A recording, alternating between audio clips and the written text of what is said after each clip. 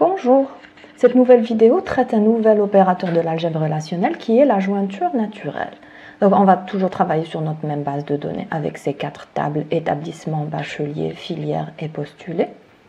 Alors la jointure naturelle, son symbole c'est le papillon. Donc ici, la différence avec la jointure simple, c'est qu'on ne va pas préciser d'expression logique en indice de ce papillon. Donc la jointure naturelle va être appliquée à deux relations RA et RB. Et elle va produire une nouvelle relation dont le schéma sera la concaténation des schémas de RA et de RB, mais où les attributs communs entre RA et RB ne seront pas répétés. Alors les tuples maintenant de cette jointure naturelle, ça va être les tuples. Ça va être la concaténation des tuples de RA et de RB, mais qui satisfont la condition d'égalité entre les attributs communs de RA et de RB. Ça veut dire qu'un tuple qui appartient à cette nouvelle relation obtenue va être la concaténation d'un tuple de RA avec un tuple de RB si les attributs communs entre RA et RB ont la même valeur. Donc ceci revient à faire un produit cartésien, une sélection et une projection. Donc une jointure naturelle est équivalent à l'application de ces 3 opérations. Donc un produit cartésien, une sélection et une projection. Si on prend l'application de la jointure naturelle entre les deux relations bachelier et établissement, donc ça nous donnerait bachelier, papillon, établissement. Donc on ne va pas préciser d'expression logique ici, parce que l'expression logique, elle est implicite et c'est l'égalité entre les attributs communs de bachelier et de établissement. Donc je remets ici le schéma du produit cartésien entre les deux tables bachelier et établissement. Donc ça donnerait ça. Donc ici on considère qu'on n'a pas fait le renommage automatique de ville. Donc dans la jointure naturelle, il n'y aura que ces deux combinaisons-là parce que c'est les seules qui respectent la condition d'égalité entre les attributs communs des deux relations bachelier et établissement. Et nous avons aussi dit que la jointure naturelle ne répétait pas les attributs communs dans son schéma. Donc ça veut dire que ce qu'on va garder dans la jointure naturelle à partir de ce produit cartésien, ça va être juste ces attributs-là. Donc ici, l'attribut ville qui était commun entre les deux tables bachelier et établissement va tout simplement va être éliminé. Donc ce qu'on obtiendra en fin de compte, ça va être cette nouvelle relation R16.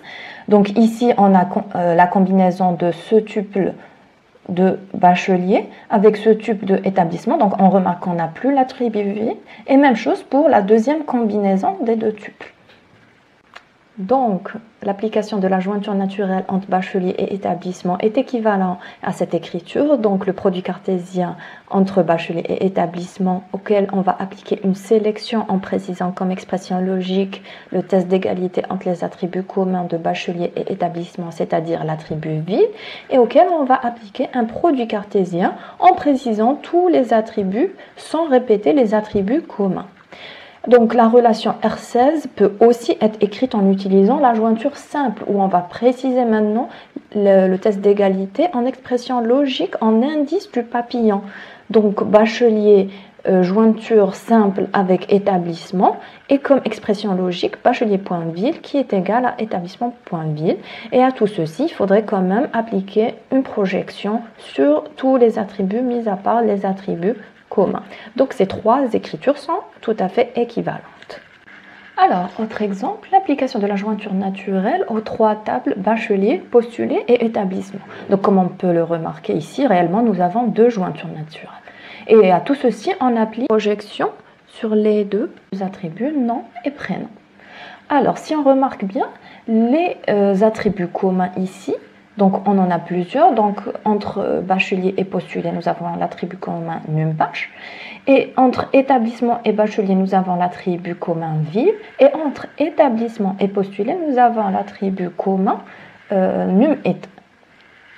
Ok, donc un tuple de bachelier va être combiné à un tuple de postulé et à un tuple de établissement que si ces attributs communs sont identiques. Donc il va y avoir cette combinaison si on a une égalité sur num-bach, une égalité sur ville et une égalité sur num-eta. Donc si on prend le premier tuple de bachelier avec le premier tuple de postulé et le premier tuple de établissement. Donc on remarque que ici num-bach est identique, ok, mais ville n'est pas identique.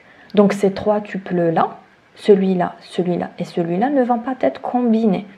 Par contre, si on prend ce tuple, le tuple numéro 3 de Bachelier, avec le dernier tuple de postulé et le tuple numéro 3 de établissement. Donc on remarque que num-bach est identique entre ces deux-là, ville est identique entre ces deux-là, et num-état est identique entre ces deux-là.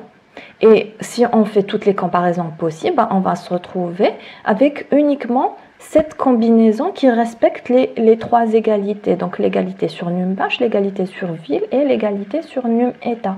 Et ensuite, si on applique la projection sur nom et prénom, en fin de compte, on obtient la relation R17 qui va nous donner le nom et le prénom de Barrahou Malika. Donc réellement, toute cette requête, qu'est-ce qu'elle est en train de nous donner? Elle est en train de nous donner les noms et prénoms des bacheliers qui ont postulé à un établissement qui se trouve dans leur ville. Voilà, c'est tout pour cette vidéo.